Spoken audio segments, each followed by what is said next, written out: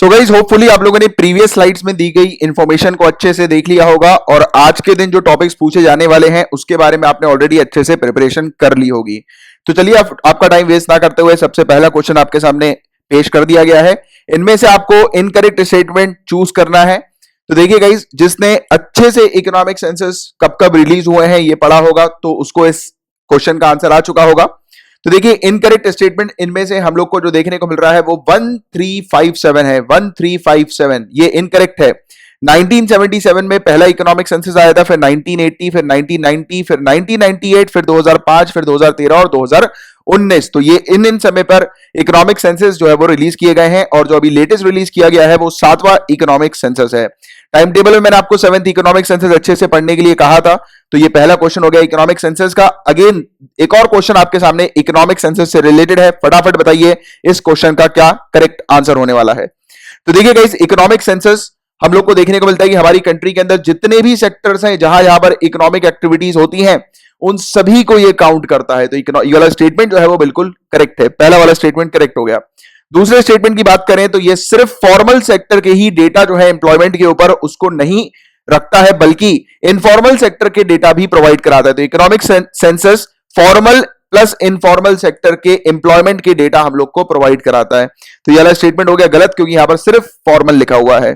और ये लिखा है कि चौथा इकोनॉमिक सेंसस जो था वो सबसे लार्जेस्ट स्केल का था। तो नहीं, गलत जवाब। अभी जो लेटेस्ट 7वां इकोनॉमिक सेंसस आया है वो सबसे लार्जेस्ट स्केल का हम लोग को देखने को मिल रहा है। फोर्थ स्टेटमेंट में लिखा है कि 7वें इकोनॉमिक सेंसस से अब हर 5 सालों में हम लोग को इकोनॉमिक सेंसस देखने को मिलेगा। गलत जवाब, हर 5 साल नहीं, हर 3 सालों में ये हम लोग को देखने को मिलेगा। तो इसका जो करेक्ट आंसर होता है वो 1 ओनली जो है वो करेक्ट आंसर है। ठीक है, 1 only is the correct answer. Next आपके सामने जो क्वेश्चन आ रहा है FCI, food corporation of India से रिलेटेड क्वेश्चन है। जल्दी से बताइए एफसीआई किस मिनिस्ट्री के अंदर आती है। फटाफट, ये तो बिल्कुल आपको तैयार रहना चाहिए। कोई भी इस प्रकार के हम लोग मतलब इसकी ऑर्गेनाइजेशन या डिपार्टमेंट को पढ़ते हैं तो तुरंत हम लोग को पता होना चाहिए कि ये फलाना ऑर्गेनाइजेशन या डिपार्टमेंट इस फलाना मिनिस्ट्री के अंदर आता है।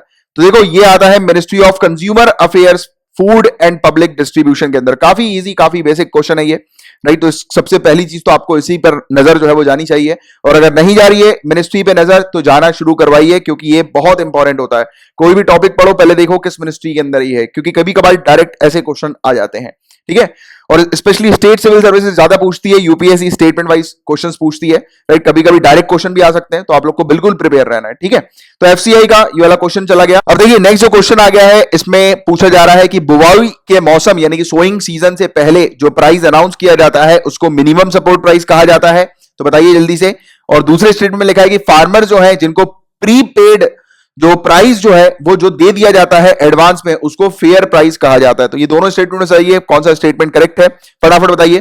तो देखिए इसमें जो करेक्ट आंसर है ये हम लोग को पहला करेक्ट आंसर देखने को मिल रहा है, दूसरा करेक्ट आंसर नहीं है क्योंकि दूसरे का भी जो आंसर होगा वो मिनिमम सपोर्ट प्राइस ही होगा। जो फार्मर्स को जो प्राइस प्रीपेड जो दे दिया जाता है, प्रीपेड प्राइस जो फार्मर्स को एडवांस में दे दिया जाता है, that is also called minimum support price, MSP हम लोग इसको कहते हैं। तो ये चीज आप लोग को याद रखनी है। ठीक है, मिनिमम सपोर्ट प्राइस इस दोनों को ही कहा जाता है, ये दोनों चीज ही मिनिमम सपोर्ट प्राइस जो है वो कहलाती है। नेक्स्ट जो आपके सामने क्वेश्चन आ रहा है ये टेलीकॉम सेक्टर से रिलेटेड आ रहा है। टेलीकॉम सेक्टर में सबसे पहली चीज तो अभी रिसेंटली आप जानते हैं टेलीकॉम सेक्टर के ऊपर काफी ज्यादा स्ट्रेस था। तो इस स्ट्रेस को रिड्यूस करने के लिए कौन सी कमेटी बनाई गई थी? तो ये कमेटी का नाम फटाफट बताइए। राजीव गौबा कमेटी। तो ये कमेटी के नाम भी आप लोग को याद रखना जरूरी है। जब भी करंट अफेयर्स की अगर आप चीज पढ़ें तो कमेटी पर भी आपका तुरंत ध्यान जो है वो जाना चाहिए। हम लोगों ने डेली करंट अफेयर्स में इस कमेटी के बारे में बात करी थी, राजीव गौबा कमेटी। तो ये वाली चीज आप लोग को याद रखनी है। अब टेलीकॉम सेक्टर आप लोग पढ़ रहे हो जो आपका टॉपिक था तो आपको एजीआर भी पढ़ना जरूरी था क्योंकि ये टॉपिक न्यूज में कई बार हम लोग को देखने को मिला है। और जिन बच्चों ने मेरी डेली करंट अफेयर्स की क्लास अटेंड करी है जब हम लोगों ने एजीआर के बारे में डिस्कशन किया था तो ये वाला टॉपिक तो उनको अच्छे से आ चुका होगा और इसका आंसर भी उनको मिल गया होगा। फटाफट बताइए इन दोनों स्टेटमेंट में से कौन सा स्टेटमेंट करेक्ट है। तो देखो गाइस पहले स्टेटमेंट में बताया जा रहा है कि ये एक यूसेज फीस होती है। हाँ, स्पेक्ट्रम यूसेज फीस ये हम लोग को देखने को मिलती है प्लस लाइसेंस फीस हम लोग को देखने को मिलती है। बट ये fees department of telecommunication charge करती है टेलीकॉम ऑपरेटर से, ना कि टेलीकॉम ऑपरेटर्स कंज्यूमर से चार्ज करते हैं। तो ये स्टेटमेंट अपने आप में गलत हो गया है। दूसरे स्टेटमेंट की बात करें तो कहा जा रहा है कि ये वाली फीस जब एक बार कंज्यूमर से ये टेलीकॉम ऑपरेटर्स कलेक्ट कर लेते हैं उसके बाद ये फीस दी जाती है डिपार्टमेंट ऑफ टेलीकम्युनिकेशन को। तो देखिए टेलीकॉम ऑपरेटर्स ये फीस डिपार्टमेंट ऑफ टेलीकम्युनिकेशन को देते हैं, ये बात सही है। राइट। तो देखिए बट इसमें ये वाली फीस जो है वो कंज्यूमर से कलेक्ट नहीं की जाती है। टेलीकॉम ऑपरेटर्स अपने हिसाब से कुछ फीस वगैरह कंज्यूमर से चार्ज कर सकते हैं, वो अपने प्लान्स वगैरह को बढ़ा के या कुछ और मतलब टर्म्स एंड कंडीशंस रख के, बट बाकी एजीआर जो है वो कंज्यूमर से चार्ज नहीं किया जाता। ठीक है, तो ये वाली चीज आप लोग को क्लियर रखनी है। तो ये दोनों ही स्टेटमेंट जो है वो गलत है, इनकरेक्ट है ये दोनों स्टेटमेंट। अब गाइस जो नेक्स्ट टॉपिक आपके सामने आ रहा है वो GST, goods and services tax से रिलेटेड आपके सामने ये टॉपिक आ गया है, जो टाइम टेबल में आपके लिखा था ये वाला टॉपिक। फटाफट आंसर दीजिए, ये तीनों स्टेटमेंट में से कौन सा स्टेटमेंट करेक्ट है।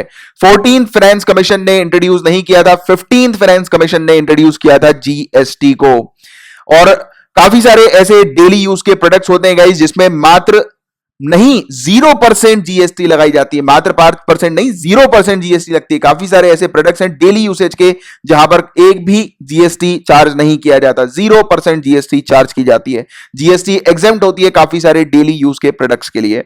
तो ये वाला स्टेटमेंट भी हो गया गलत। जीएसटी एक इनडायरेक्ट टैक्स है, हाँ बिल्कुल इनडायरेक्ट टैक्स है, और इसका करेक्ट आंसर है वो 2, 3 इसका correct answer, sorry 3 only is the correct answer. ठीक है, तो ये वाली चीज जो है वो जीएसटी से रिलेटेड हम लोग को देखने को मिली है। अब आपके सामने ये जो इसका आंसर है वो 3 हम लोग को देखने को मिल रहा है।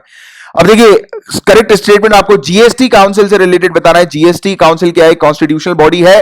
फटाफट बताइए। हाँ है, जीएसटी काउंसिल एक कॉन्स्टिट्यूशनल बॉडी है, बट ये आर्टिकल 279A के अंडर आती है, ना कि 280A के अंडर। तो ये स्टेटमेंट हो गया गलत।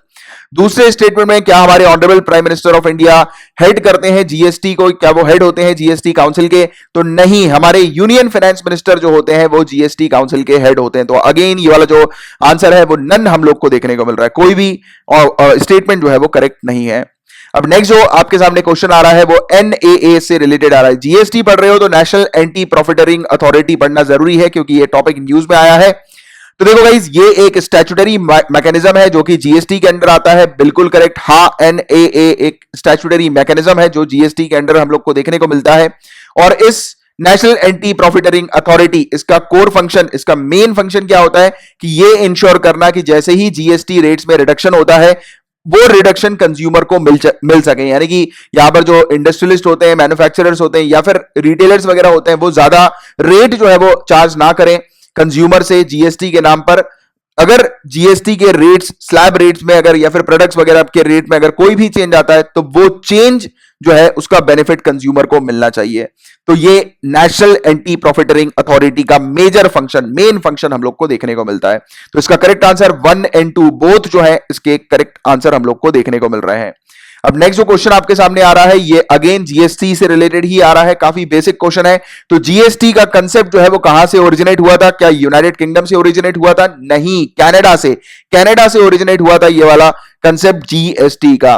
और जीएसटी किस कॉन्स्टिट्यूशनल अमेंडमेंट एक्ट के तहत इंट्रोड्यूस की गई थी? 101st कॉन्स्टिट्यूशनल अमेंडमेंट एक्ट के तहत इंट्रोड्यूस की गई थी, ना कि 102nd। तो इसका जो भी जो करेक्ट आंसर है वो नन हम लोग को देखने को मिल रहा है। तो ये होगा आपके 10 क्वेश्चंस, और फटाफट अपना स्कोर जो है वो नीचे कमेंट बॉक्स पर लिखकर बताइएगा। और कल के टॉपिक को अच्छे से प्रिपेयर करके आइए। एंड आई नो कि आज के टॉपिक में आपके काफी अच्छे मार्क्स जो है वो आए होंगे, डेफिनेटली, नो डाउट। बट कल का टॉपिक आपके लिए काफी डिफिकल्ट होने वाला है, तो अच्छे से प्रिपेयर कीजिएगा कल के टॉपिक को। All the very best. अब मिलते हैं हम लोग कल, तब तक के लिए bye bye, take care, have a great day ahead, Tata.